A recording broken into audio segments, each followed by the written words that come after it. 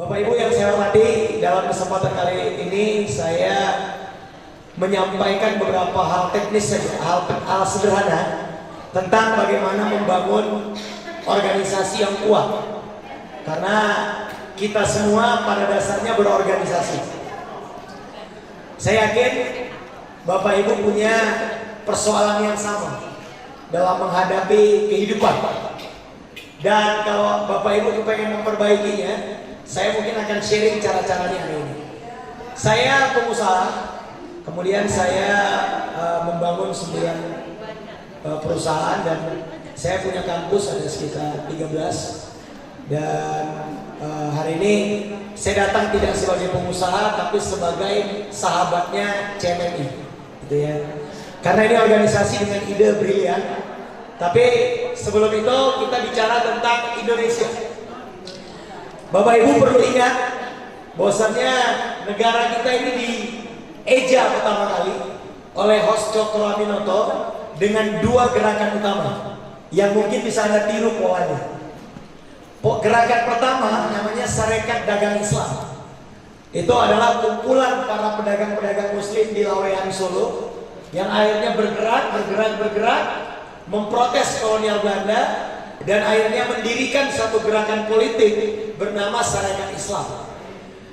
Ini pelajarannya bukan tentang pelajaran Sarekat Islam, tapi pelajaran tentang ekonomi dulu baru politik. Saya ulangi ya, ekonomi dulu baru politik.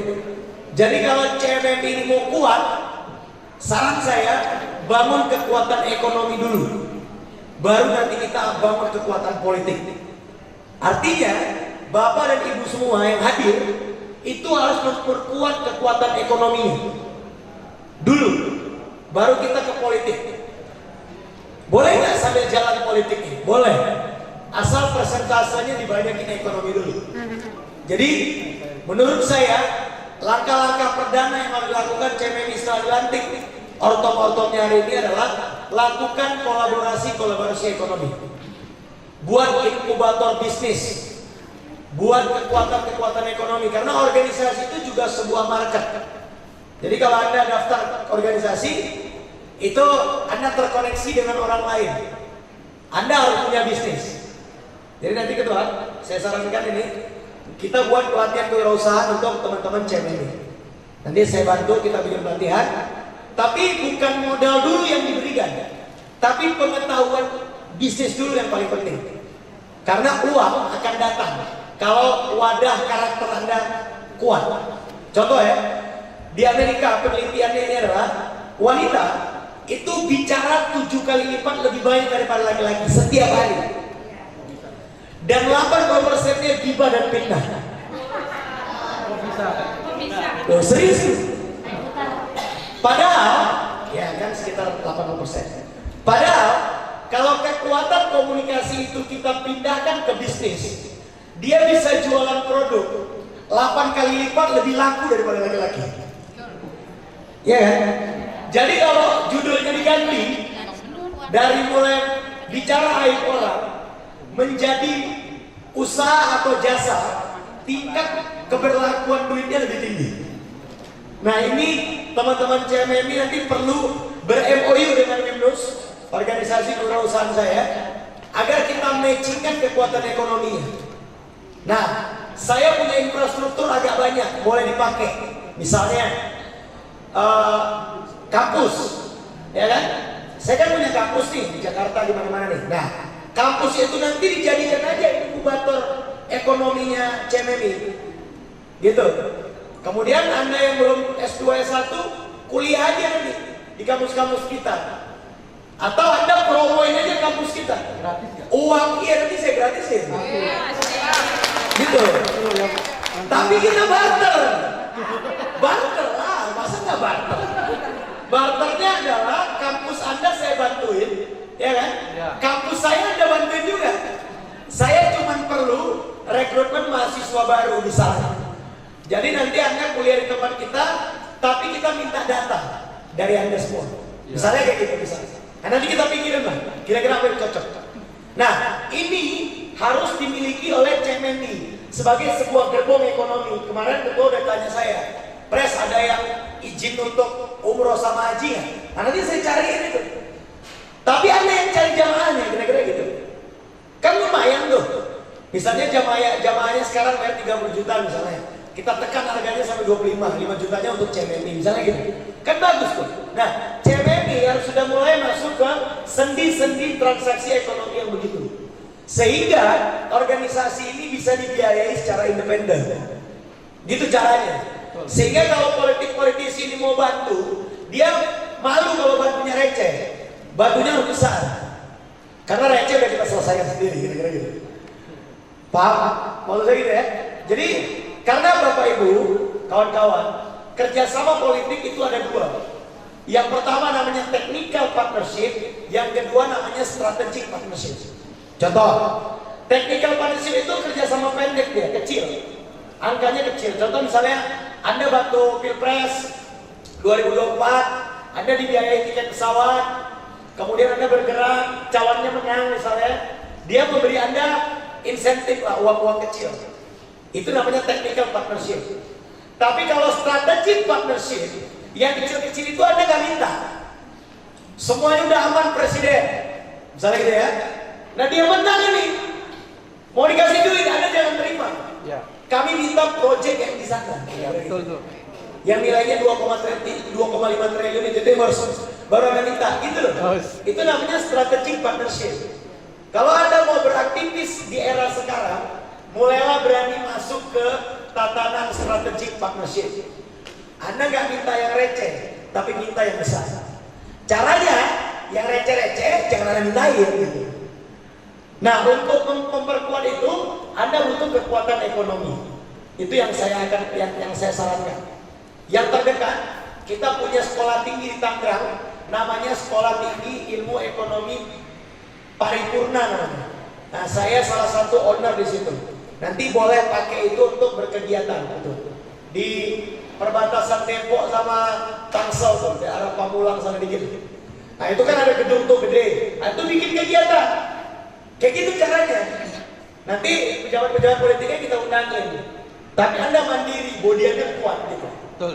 Itu yang saya pengen tularin ke CMMI. Agar organisasi ini masuk ke tatanan strategic partnership. Gitu. Bangun kekuatan ekonomi dulu baru politik, itu penting tuh. Karena kalau Anda bicara politik saja tanpa ekonomi yang kuat, nanti Anda jadi kendaraan politik yang akan dibuang setelah urusannya selesai. Paham kira-kira Bapak Ibu? Nah, ini yang Anda harus punya. Jadi kembali ke dasar perjuangan Republik kita. Serikat dagang Islam dulu baru serikat Islam. Kekuatan ekonomi dulu baru kekuatan politik. Gitu deh. Nah, ini sebentar lagi Anda akan menyambut tahun politik. Ayo, perbesar ukuran organisasi ini ada di 37 provinsi.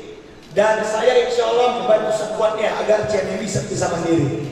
Gitu. Caranya tadi, Andanya harus siap. Gitu. Iya benar. Karena kalau Anda tanya saya tidak akan kasih ikannya. Saya akan pancingnya dan caranya memancing. Agar Anda bisa memancing seumur hidup Anda. Kalau saya kasih Anda ikan, Anda hidup cuma 2 hari. Hari ketiga Anda tewas. Karena Anda tidak punya ilmu bertahan hidup. Jadi usahakan CMMI ini literasinya tinggi. Tidak bicara keaktivisan saja, tapi bicara literasi dan bicara entrepreneurship. Minimal CMMI punya 3 karakter dasar. Yang pertama entrepreneurship, yang kedua aktivis muslim, yang ketiga adalah literasi. Gitu dia caranya. Gitu caranya. Itu insya Allah akan membantu CMMI ke depan. Saya punya infrastrukturnya. Anda boleh pakai infrastrukturnya. Saya punya perlengkapannya, boleh Anda pakai. Tapi tadi, kalau perlengkapannya ada, cara makainya Anda nggak tahu, itu seperti Anda dikasih Ferrari tapi nggak ngerti cara makainya. Jadi selain Anda butuh Ferrarinya, Anda butuh cara mengendarakannya. Nanti kita bikin pelatihannya gitu. Undangin kawan-kawan kita ini, setuju nggak? Setuju. Kita bikin pelatihan 1 hari kewirausahaan, setuju nggak? Kita bongkar bisnis itu apa, ini itu apa, gitu loh. Jadi Anda punya kekuatan ekonomi. Gitu caranya, saya siap kalau itu. Kalau untuk memberikan pelatihan 1 harian, saya siap kalau itu. Kita bisa buat kalau itu. gitu ya. Sehingga Anda bisa mandiri. Ini yang insya Allah akan membantu CMMI untuk memperbesar ukurannya tanpa mengemis ke sana kemari. Gitu deh. Agar organisasi ini bisa tangguh. Syarikat Dagang Islam dulu, baru Syarikat Islam.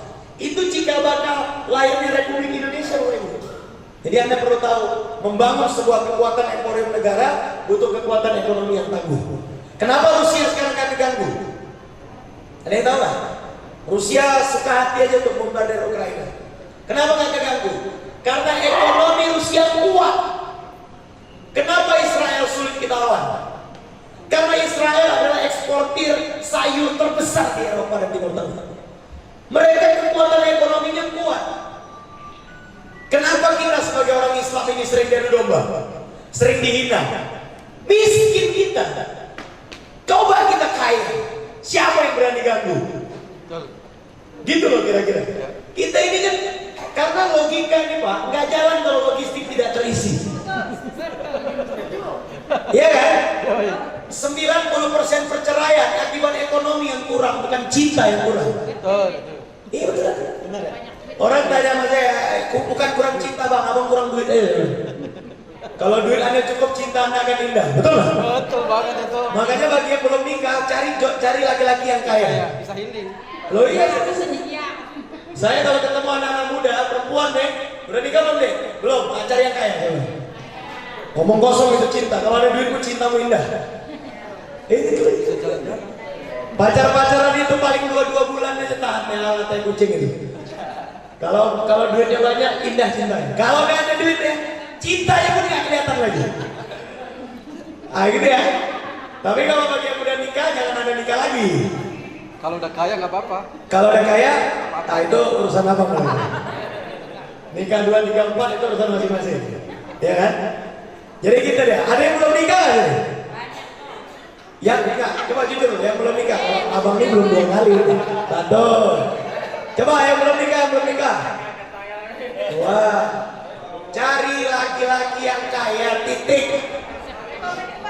Apa? Rekom, nanti saya cari. Tapi niat dulu, doakan dulu. Tiap malam doa, ya Allah kasih yang kaya, ya Allah jangan yang miskin, gitu. Supaya didekati sama orang baik. Oh iya, itu tanya yang semua saya ajarin begini. Cari jodoh yang kaya. Ya.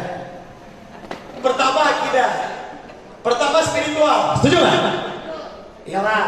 Yang kedua finansial. Spiritual nomor 1, finansial nomor 2, yang ketiga emosional. Harus jago leadership, pemimpin, mengelola keluarga, tahan terhadap tekanan, bisa berpikir di kala krisis dan kritis. Gitu ya. Oh iya. Saya punya standar itu untuk keluarga-keluarga saya. Anak-anak saya latih dengan kuat. Tidak boleh lemah. Kau ini orang Islam. Orang Islam nggak boleh lemah. Saya lakukan itu Bapak Ibu sampai sekarang. Ya. Anak-anak saya tuh, saya buat nama-nama pahlawan di tengah. Sadik Al-Fatih Effendi akan jadi penakluk Konstantinopel. Salah, ini baru lahir di rumah sakit Bunda sini. Namanya Syauqi Al-Ayubi Effendi, agar spirit Islam nyampe ke dia. Bapak Ibu perlu tahu, Umar bin Khattab meninggalkan 2,8 triliun warisan sebelum beliau meninggal. Serius ya? Kita meninggalkan utang dan cerita buruk. Jadi mulai sekarang perbaiki ekonomi Anda. Saya akan bantu carikan ilmu dan jaringannya. Anda yang akan, karena gini, kaya dan miskin itu bukan nasib, tapi pilihan kita. Saya ulangi ya, bukan nasib, enggak, tapi pilihan. Kita yang memilih susah, makanya kita jadi susah. Mulai sekarang ganti pilihan Anda, harus kaya. Loh iya, jangan bersembunyi di balik agama kita. Biar miskin Pak, asal masuk surga. Omong kosong itu. Mulai sekarang harus kaya dan masuk surga. Setuju nggak? Bapak Ibu, setuju nggak? Kita ini kan suka mengambing hitamkan saja. Kita yang malas, kita bilang agama nggak support. Siapa bilang? 3 dari 4 sahabat Nabi pengusaha semua. Islam masuk ke jalur ke Indonesia pakai jalur perdagangan. Tapi kita nggak jadi pengusaha. Kok wajah kau pada jadi PNS semua yang umat Islam ini? Ayo dong, kita bangun ekonominya. Gitu ya. Kalau ekonominya kuat, saya yakin organisasinya akan besar. Ya, itu saran saya Bapak Ibu. Dan sebagai penutup, ada 5 komponen yang Anda perlu lakukan setelah pulang dari pertemuan ini. Pertama, Anda ganti teman Anda. Ya. Change your friends, change your future. Loh iya, teman adalah nasib. Kalau mau ganti nasib, ganti teman Anda. Loh itu serius. Loh iya, ini penelitian Pak.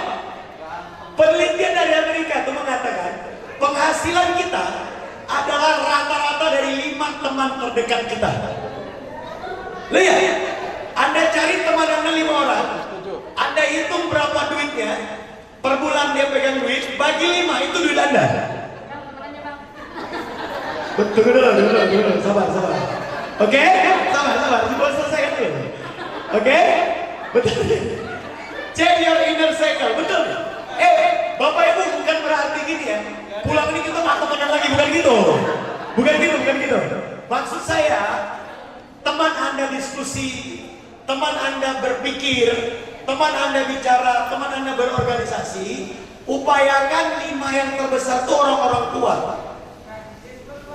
Serius sih, nanti saya ajarkan caranya. Oke, yang pertama, check your inner circle. Oke. Yang kedua, change your watch. Ganti apa yang Anda tonton, karena tontonan adalah tuntunan. Kenapa hidup Anda sering ada drama dan tragedinya? Karena Anda sering nonton sinetron dan drama-drama kurang ajar. Tiap hari di dalam sinetron Anda akan belajar teknik memfitnah orang lain, teknik membuka aib orang, semuanya diajarkan di sinetron kampret dulu. Oke. Anda ganti tontonan Anda. Ini serius ini deh. Karena itu mempengaruhi otak Anda setiap hari. Ya kan? Hati-hati. Anda nonton film Layangan Putus, Anda akan tahu teknik selingkuh yang benar. Betul. Iya betul. Anda nonton kupu-kupu malam, Anda akan tahu sudut lain menjadi pelacur. Betul kan? Betul ini. Hati-hati. Anda nonton film drama Korea, hidup Anda akan punya drama juga. Kenapa Anda jadi lemah gitu? Karena tontonan Anda lemah semua. Mulai sekarang ganti film-film kepahlawanan. Coba tonton film Soekarno misalnya, film Sultan Agung, film apa? Kalau di Turki itu Ertugrul namanya. Anda tonton film Ertugrul, Anda tonton film Muhammad Al-Fatih, Salahuddin Al-Ayyubi, itu tontonan Anda. Ini yang Anda tonton, teknik mengelabui nenek-nenek, gitu-gitu.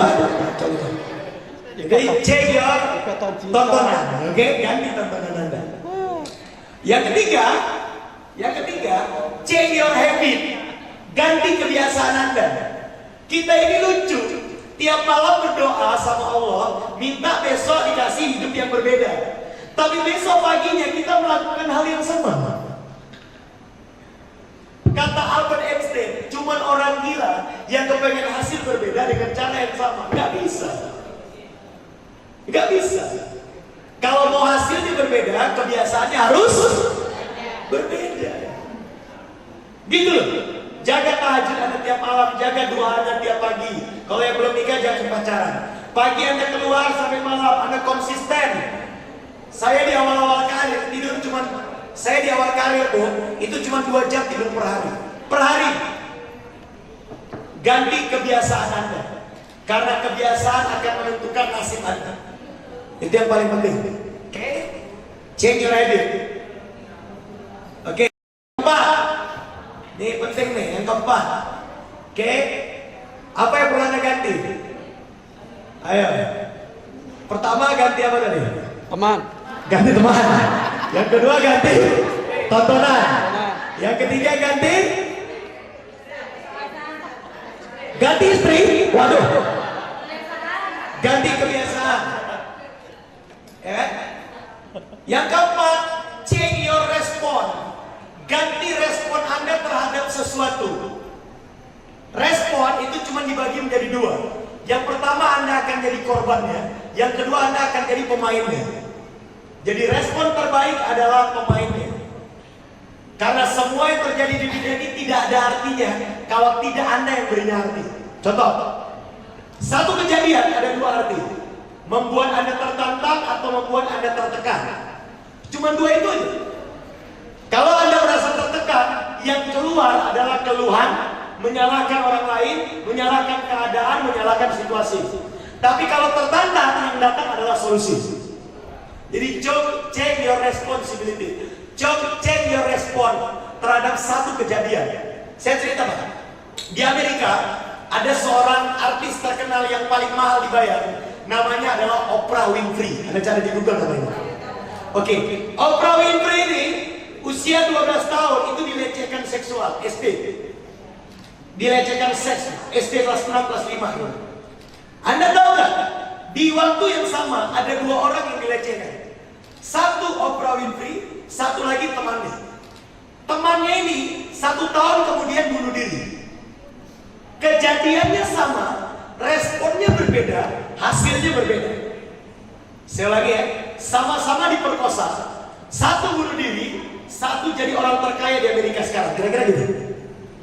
Jadi, iya, respon kita terhadap sesuatu lah yang akan merubah pola pikir dan arah hidup kita.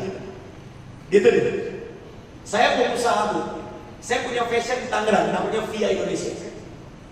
Anda boleh cari lah di Puribeta markas saya. Pertama kali mulai langsung ditipu 641 juta. Pertama kali mulai. Nggak ngerti apa-apa soal gamis, nggak ngerti apa-apa soal jilbab begini nih. Mulai langsung ditipu orang. Oke? Lihat responnya. Saya bilang sama tim saya, ini tandanya bisnis ini akan besar. Apa yang terjadi? Besar memang. Sekarang omsetnya bagus. Karena ditipu dulunya. Jadi kita jadi ngerti caranya. Jadi rumusnya adalah sesuatu yang hampir membuatmu mati akan membuatmu semakin kuat. Saya ulangi ya. Sesuatu yang membuatmu hampir mati akan membuatmu semakin kuat. Gitu deh. Jadi kalau Anda tersakiti, dizolimi, difitnah, bagus. Tandanya Allah akan angkat derajat Anda. Loh iya, asal ketika digituin Anda jangan merasa jadi korban, tapi Anda merasa tertantang untuk menyelesaikan persoalan itu. Kira-kira gitu. Gitu deh. Oke ya. Jadi yang keempat namanya change your response. Yang keempat, change your execution, yang paling penting. Ganti tindakan-tindakan eksekusi Anda. Oke ya, karena semuanya tidak akan ada gunanya kalau Anda tidak beraksi. Baik, Bapak Ibu, sebagai ujung dari materi saya, semua strategi yang kita lakukan tidak ada gunanya kalau kita tidak melakukan sesuatu. Jadi ujung dari rencana adalah tindakan.